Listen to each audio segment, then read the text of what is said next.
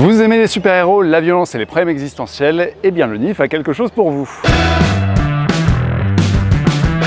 Internet, bonjour et bienvenue sur ClonWeb au Neuchâtel International Fantastic Film Festival, le NIF, où on est comme tous les jours ici pour vous faire des vidéos, pour vous ramener un petit peu les petites perles venues du monde entier.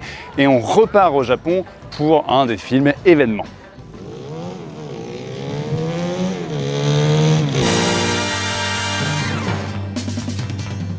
Shin Kamen Rider, c'est le troisième film d'une trilogie un petit peu conceptuelle. C'est la réinvention par Hideaki Anno, le créateur de Evangelion, en tout cas la réinterprétation de plusieurs mythes de la pop culture japonaise. Il y a eu Shin Godzilla, l'an dernier il y a eu Shin Ultraman et cette année il y a Shin Kamen Rider. Kamen Rider, c'est un super-héros qui est né il y a plus de 50 ans. C'est un monsieur qui a des pouvoirs de sauterelle avec un casque un peu bizarre et qui est sur une moto.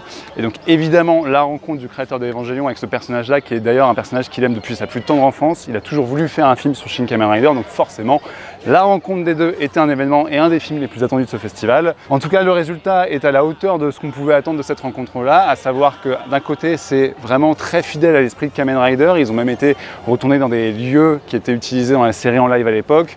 On retrouve toute la mythologie du personnage, un petit peu réinventée à la sauce Hideaki Anno, parce que de l'autre côté, c'est évidemment toujours blindé de problèmes existentiels, notamment le personnage principal de Kamen Rider ressemble beaucoup au héros de Evangelion, Shinji, à savoir qu'il doute, il est un petit peu pétrifié par la violence dont il est capable et par les pouvoirs qui lui sont donnés. En tout cas, si vous voulez du spectacle, il y en a. Alors il y a un petit côté, moi je trouve un peu cheap dans la photo, parfois ça ressemble quand même beaucoup à un épisode de Power Rangers, mais ça vient de ce genre-là et c'est un peu revendiqué dans le film. Mais il y a aussi beaucoup de dynamisme avec des utilisations de GoPro un peu folles, des angles un peu tarés, etc. Et en tout cas de la violence. C'est toujours marrant de voir un film de super-héros où ça charcute. Dès le début, le personnage arrive et transperce des ennemis avec des poings, il y a des effusions de sang dans tous les sens, tout ça. Donc il y a cette fraîcheur et en tout cas ce pas de côté japonais sur le genre par rapport à ce qu'on peut voir en Occident. C'est très galvanisant par moments et un peu très chiant par d'autres, moi je trouve, parce que c'est très bavard. Alors certains vous diront que c'est une convention du genre, mais il y a vraiment ce contraste en termes de dynamisme entre des séquences d'action qui fusent dans tous les sens et des passages où tu as vraiment des personnages en plan fixe dans des lieux debout l'un en face de l'autre à parler pendant 3 plombs pour vous expliquer absolument tout le film. Tout est explicité un peu à outrance, mais il y a aussi beaucoup de choses dans le film. Il y a notamment si vous vous souvenez du plan de complémentarité de l'homme dans Evangelion, ils ont un peu remixé ça à la sauce Kamen Rider. Donc en tout cas les fans y trouveront leur compte.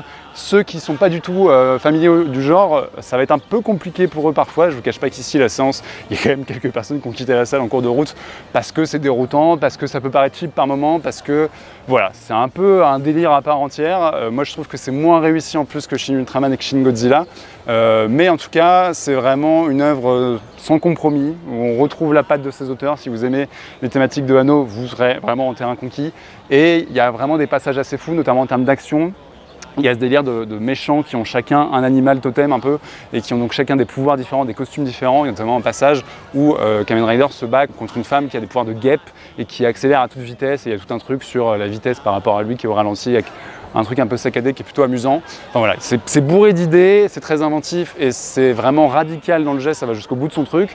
Donc au moins c'est vraiment un film d'auteur, un blockbuster d'auteur, mais il faut s'accrocher parce que c'est parfois un peu trop dans son délire. En tout cas c'est très agréable et cerise sur le gâteau, c'est accessible très rapidement en France puisque le film sort malheureusement pas en salle, mais le 21 juillet sur Prime Video. Donc si vous voulez en prendre plein la gueule et voir du super-héros un petit peu différent comme tous les ans au NIF, et il y en a. Et cette année, c'était donc Shin Kamen Rider.